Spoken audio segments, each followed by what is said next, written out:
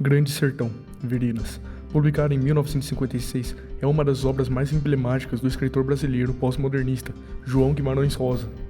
É uma das mais importantes da literatura brasileira, foi introduzida para muitas línguas e recebeu diversos prêmios, dos quais se destaca o Prêmio Machado de Assis recebido em 1961. Mas antes, deve-se falar do autor. João Guimarães Rosa nasceu em Cordisburgo, Minas Gerais, em 27 de junho de 1908. Além de ser escritor, também estudou medicina e foi diplomata. Seu primeiro livro de contos é Sagarana, de 1946, e seu único romance, Grande Sertão, Verinas. Foi publicado em 1956. O escritor, que recebeu alguns prêmios em vida e foi eleito para a Academia Brasileira de Letras em 8 de agosto de 1963. Morreu em 19 de novembro de 67.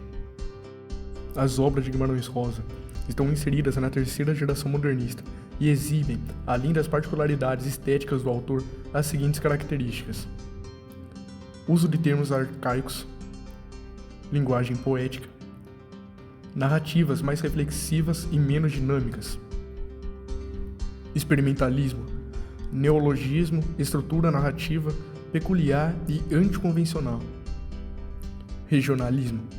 Os termos e elementos da cultura regional mesclam-se com temáticas universais.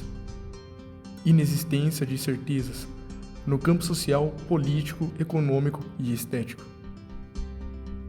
Prosa intimista, conflito existencial e fluxo de consciência, monólogo interior. Fragmentação, ruptura com a narrativa cronológica tradicional. Temáticas universais: morte, ódio, amor, medo, violência e misticismo. Oposições: bem e mal, velho e novo, rural e urbano, oral e escrito, local e universal. Guimarães Rosa inovou ao criar uma linguagem própria, com temas recorrentes da terceira geração modernista, a geração de 45, com o regionalismo mineiro, o vocabulário arcaico e o uso de neologismos e construções sintáticas e melódicas únicas. Guimarães frequentemente mistura categorias gramaticais, como adjetivos sendo utilizados como advérbios e substantivos, que criam o efeito de originalidade e expressividade. Ele também utiliza do recurso de substantivação de verbos, preposições e até interjeições, o que confere à sua narrativa uma dinâmica única.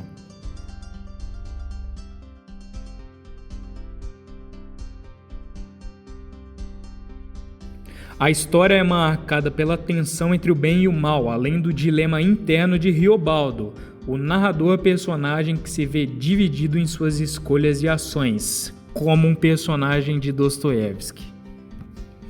Apesar da plausibilidade das histórias narradas ser questionada, a narrativa é habilidosa e torna-se crível para o leitor, especialmente ao se envolver com o personagem narrador.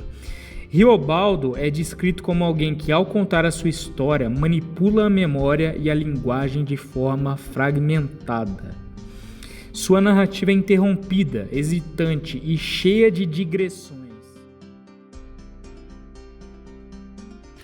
Além do tema da verossimilhança da narrativa, o personagem traz muitas reflexões filosóficas, no estilo bem dostoiévskiano, trazendo temas como a existência ou não de Deus e do diabo, além da definição do que é o bem e o mal.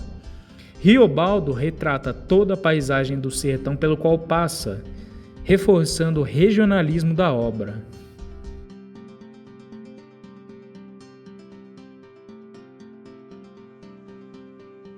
Riobaldo é o protagonista da obra e Riobaldo é o narrador-personagem, o velho fazendeiro e ex-jagunço. É um jagunço letrado e inteligente, conta sua história à procura de respostas para diferentes questionamentos filosóficos, como a existência do diabo. Otacília representa a pureza do amor verdadeiro, uma das mulheres amadas por Riobaldo, personificando a pureza e o sentimento amoroso. Nhorinhá O outro amor de Riobaldo é uma prostituta, representa amor carnal de Riobaldo. Diadorim, uma mulher que se veste de homem para se infiltrar no bando de criminosos liderados pelo pai. Joca Ramiro. Durante a trama, Diadorim se torna a grande paixão do protagonista Riobaldo, que só descobre o seu verdadeiro gênero após sua morte. Jagunços, companheiros no grande sertão, sujeitos ao próprio destino, personificam a necessidade da luta constante. Joca Ramiro, pai de Diadorim, o maior chefe dos Junços, líder dos Junços. Personifica o sertão e a união entre os Junços. Zé Bebelo, fazendeiro com pretensões políticas, pretende acabar com os jagunços do sertão mineiro, sobretudo com os bandos de Joca Ramiro. Personifica as astúcias e a sobrevivência. Torna-se, depois de um tempo, o líder dos Ajunços. Grande Sertão, Veredas, possui dois conflitos principais, ambos narrados por Riobaldo, em meio às suas digressões filosóficas. O primeiro deles é contra Zé Bebelo, que é julgado por um tribunal composto por alguns líderes chefiados por Joca Ramiro.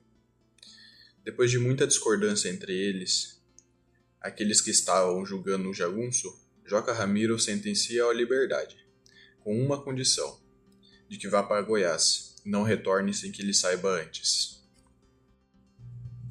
Além desses conflitos, é importante sabermos que a obra abre espaço para múltiplas interpretações diferentes, na medida em que traz as questões importantes e discute a travessia da vida, cheia de dificuldades e causos. Pode ser um enorme labirinto, com muitos caminhos possíveis. Assim, a obra é muito discutida e analisada até hoje, pois Riobaldo revela muito mais coisas do que apenas aquilo que aconteceu em sua vida. Utiliza-se de personagens que podem ser interpretados como personificações de diferentes conceitos, valores ou sentimentos. Curiosidades. A famosa frase "As pessoas não morrem, ficam encantadas" é de autoria de Guimarães Rosa, que foi dita por ele em 1926 no velório de um colega. O livro foi adaptado para o cinema e para a televisão. No cinema, o filme estreou em 1965 e foi dirigido por Renato e Geraldo Santos Pereira. Na televisão, ele foi apresentado como minissérie pela Rede Globo e teve em seu elenco nomes como Tony Ramos, Bruna Lombardi, Iona Magalhães e Tarcísio Meira. E uma outra curiosidade é que o autor tem um museu que é chamado de seu, é o Museu da Casa Guimarães Rosa, que está instalado na casa onde o escritor nasceu e passou os seus primeiros 9 anos de vida na cidade de Cordisburgo.